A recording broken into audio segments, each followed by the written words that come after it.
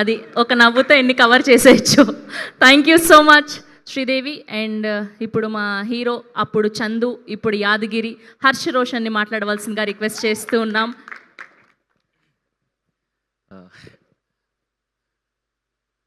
ఎప్పుడు స్టేజ్ ఎక్కినా చాలా కొత్తగా అనిపిస్తుంటుంది. ముందుగా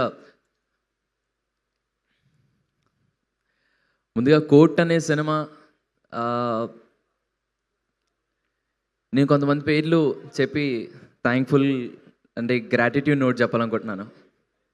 నాని అన్నకి, జగ్గా అన్నకి, వాల్ పోస్ట్ అనే సంస్థకి, అండ్ ఇక్కడ కనిపించే మీ అందరికీ, మీడియా వాళ్ళకి, మీమర్స్కి, ఇక్కడ నుండి సపోర్ట్ చేసిన ప్రతి ఒక్కరికి, నన్ను చూస్తున్న ఆడియన్స్కి, మీ అందరికీ చాలా చాలా చాలా చాలా థ్యాంక్స్ అండి.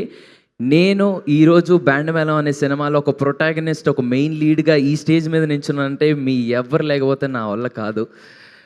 నేను ఎంత కష్టపడ్డా, ఏం చేసినా నా వెనకాల నా ఫ్యామిలీ, అమ్మ, నాన్న, దాని తర్వాత మీ అందరి సపోర్ట్ లేకపోతే నేను ఈరోజు ఈ స్టేజ్ మీద నించున్నాను కాదు.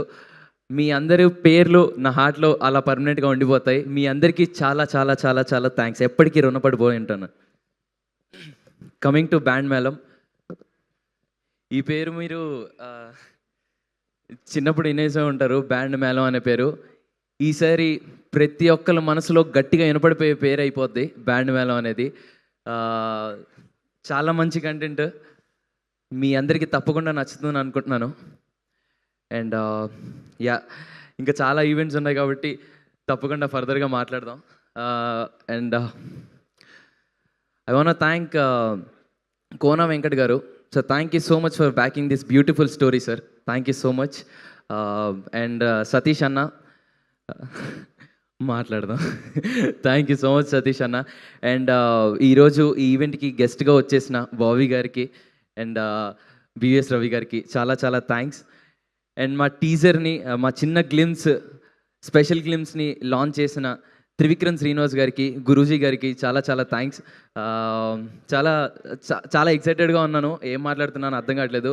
But thank you so much అండి అందరికీ. తప్పకుండా నచ్చుతుంది బ్యాండ్ మేళం. ఫర్దర్ ఈవెంట్స్ మాట్లాడదాం. Thank you so much. Thank you Roshan, thank you so much and all the very best. And ఇప్పుడు మా ఆల్రౌండర్ బివిఎస్ రవి గారిని మాట్లాడవలసిందిగా